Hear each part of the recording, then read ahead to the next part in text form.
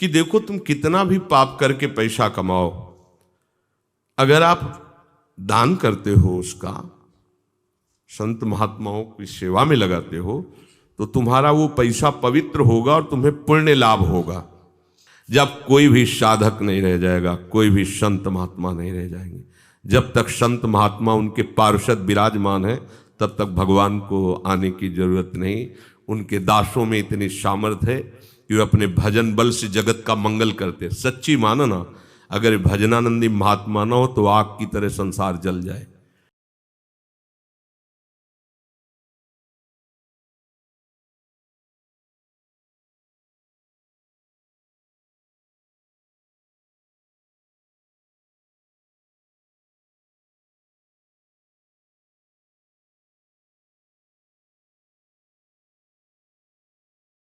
धर्म की हानि और अधर्म की वृद्धि होने पर लोगों की प्रवृत्ति केवल अधर्म में हो जाती है।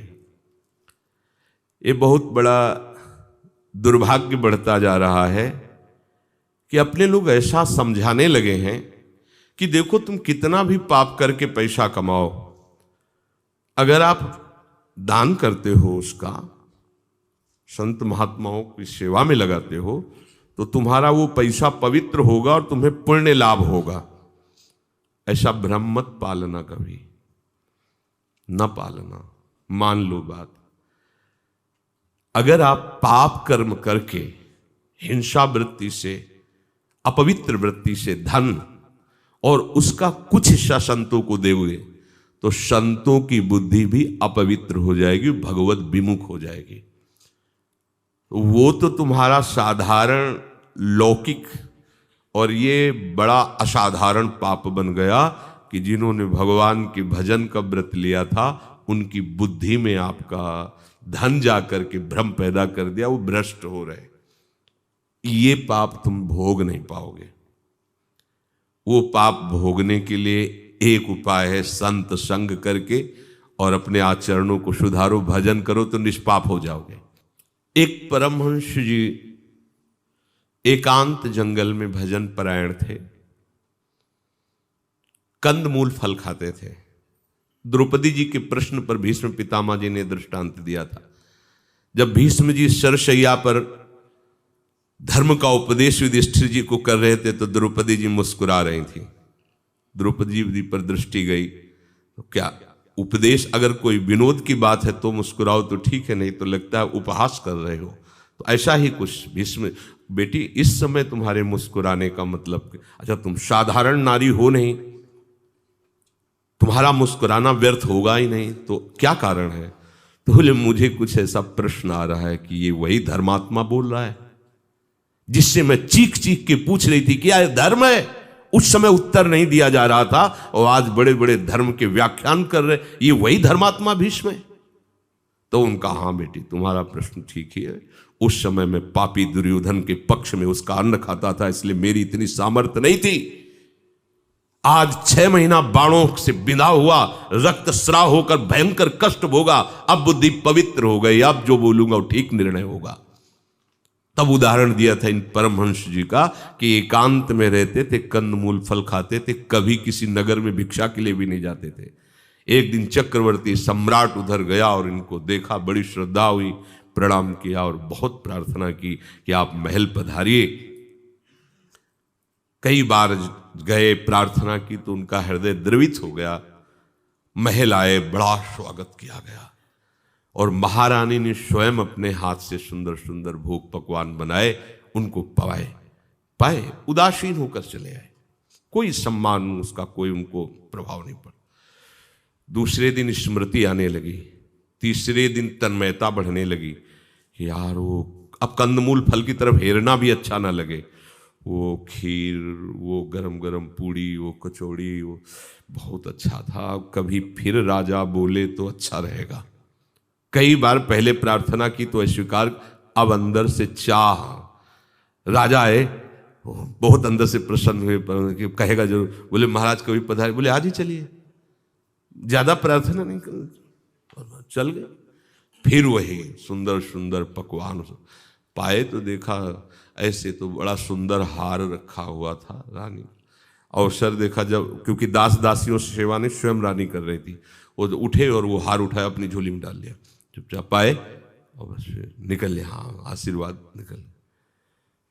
जब वो चले गए तो महारानी ने कहा इस महल में जितने दास दासियां हैं ये सब हमारे इतने विश्वसनीय कि हम अपने पर भले संशय कर लें उन पे नहीं कर सकते, और हमारा जो हार श्रृंगार का गया वो आपके महात्मा ही ले गए हैं। ऐसा राजा ने कहा बिल्कुल मत, ऐसा उच्चारण भी मत करना, हम आपके लिए एक की जगह कई हार बनवा, ऐसा शब्द उच्चारण करने पर हमारे देश के महात्माओं की महिमा पर ये कलंक होगा, आप मत बोलिए।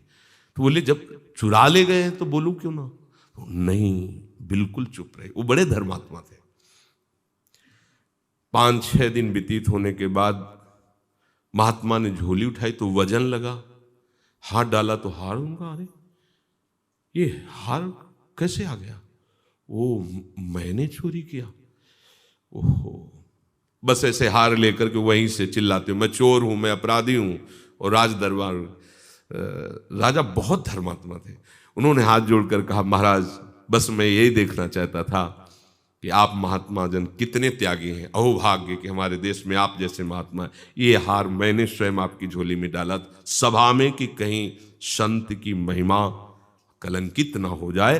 राजा ने अपनी बात संभाली, महर ले गए।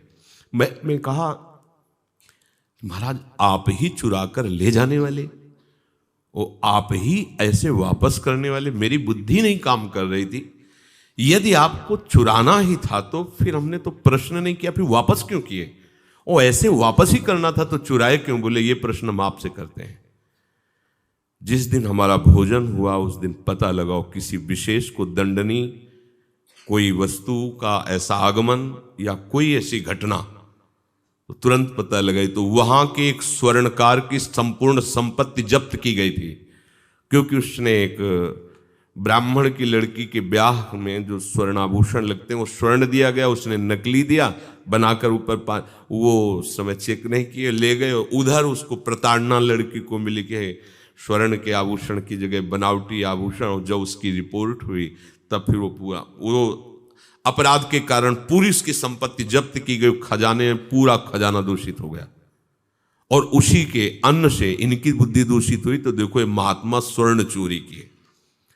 ऐसा नहीं है कि आपका अन्न अपवित्र है, गंदे आचरणों के द्वारा कमाया हुआ धन है तो महात्मा वो उसे पाके भजन कर लेंगे, ऐसा भ्रम मत रखना। एक बार पूज्यपाद सिउड़िया बाबा जी महाराज, कई बार हमने बताया है, वो कहीं से जा रहे थे तो एक ग्राम में कोई धनी मानी थे, उन्होंने बहुत अनुनय विनय करके रुका। बाबा तो बाहर ही रुक गए सब संतोष सहित, पर भिक्षा स्वीकार कर ली। शाम का समय, वो खूब अच्छे अच्छे पकवान सब पवाते ही हैं, संतों पर श्रद्धा करते हैं। पाए तो सुबह सब महात्मा एक दूसरे की तरफ देखकर अपनी अपनी रात बीती बताए। सब बाबा के पास आके बोले बाबा सबका ब्रह्मचर्य नष्ट हो गया। बोले बुलाओ उसको, बुलाया उसको। बोले भाई ऐसा क्या तुमने संकल्प किया कि सब महात्माओं का संयम भ्रष्ट हो गया, ठीक से बताना। वो घबरा गए क्योंकि बाबा की प्रसिद्धि भी थी और महापुरुष बाबा थे। उनका बाबा हमारे बहुत वर्षों से संतान नहीं हो रही थी, तो हमारे मन में संकल्प ही था कि आप सब सिद्ध महात्मा है, तो ऐसा ऐसा काम का संकल्प, पुत्र उत्पन्न की भावना, मलिन भाव होने के कारण सबके अंदर मलिन भाव है, सबका संयम बिगड़ गया। ये ऐसा नहीं है कि शास्त्र सिद्धांत जैसा खाओगे अन्न वैसा बनेगा मन, जैसा पियोगे पानी वैसी बनेगी वाणी, ये सब सिद्धांत है। कोई ऐसा उपदेश जो शास्त्र विरुद्ध हो नहीं करना चाहिए। अपनी अनुकूलता को शास्त्र शब्दों को ऐसे तोड़ मरोड़ के नहीं बोला जाता। जैसा कहीं ऐसा नहीं है कि आप हिंसा करें, पापाचार करें और खूब धन कमाएं और वो धर्म में कुछ हिस्सा दान कर दें, पवित्र हो जाएगा, ऐसा नहीं। दान शब्द आता है कि आप धर्म पूर्वक कमाइए, फिर उसमें कुछ हिस्सा दूसरों को भी दे दीजिए, गौ सेवा, संत सेवा, पक्षियों को आदि को, तो आपका वो मंगल होगा। अधर्म के द्वारा कमाए हुए गंदी नाली से हाथ धोने से कहीं हाथ साफ होते हैं क्या? गंदे आचरण करके तो जहां भी तुम वो पहुंचाओगे वो गंदा ही प्रभाव अपना डालेगा। तो धीरे धीरे क्या होगा कि ये शास्त्र का जो सही अर्थ है, शास्त्र का जो सही दिशा है, उससे स्वयं भटक जाएंगे हम, क्योंकि अगर भजन नहीं होगा, भगवत शरणागति नहीं होगी, तो शास्त्र का रहस्य समझ में नहीं आएगा। ये मत समझो कि शब्द केवल लिखे, उतनी बुद्धि पकड़ेगी जितने अधिकारी हो। जहां सकाम कर्मों की भावना, जहां भोगों की प्रियता, जहां धन संपत्ति की मुख्य वृत्ति, वहां धर्म की हानि होने लगती है। वो अपने कर्तव्य से च्युत हो जाता है और निषिद्ध आचरण करने लगता है। तो ऐसा तो अब वर्तमान में भी हो रहा है, तो भगवान को अवतार ले लेना चाहिए। तो कह रहे हैं कि अभी नहीं, युग धर्म के अनुसार अभी ऐसा नहीं हो रहा है। जब ऐसा बढ़ेगा कि जैसे त्रेता युग में राक्षसों ने ऋषियों को खाया था, उससे भी कुछ और बढ़ करके, तब भगवान का अवतार होगा। जब ऐसा हाहाकार मच जाएगा, तब भगवान अधर्म का नाश करके धर्म की स्थापना करने के लिए अवतरित होंगे। जब कोई भी साधक नहीं रह जाएगा, कोई भी संत महात्मा नहीं रह जाएंगे। जब तक संत महात्मा उनके पार्षद विराजमान है, तब तक भगवान को आने की जरूरत नहीं। उनके दासों में इतनी सामर्थ्य है कि वे अपने भजन बल से जगत का मंगल करते। सच्ची मानो ना, अगर भजनानंदी महात्मा ना हो तो आग की तरह संसार जल जाए। यहां कहने की जरूरत थोड़ी होती सर्वे भवन्तु सुखिना। कमल खिलता है, पराग की गंध फैल जाती है। एक भी भजन करेगा, भजन से सर्व मंगल विश्व मंगल होता है। एक भी भजन करेगा तो विश्व मंगल होता है। यहां तो अभी भारत में संतों की कमी थोड़ी है। आप कोई उनका गलत भेष धारण करके, गलत भावना वाले, गलत अनुसरण करके संतों की महिमा में कालिमा लगाएं तो उससे कोई भी फर्क नहीं पड़ता। सत्य को कोई ढक नहीं सकता। चाहे जितने बादल आ जाएं, ऐसा नहीं कि सूर्य उगना ही बंद हो जाएगा। वो थोड़ी देर के लिए ऐसा होता है, फिर प्रकाशित होता है।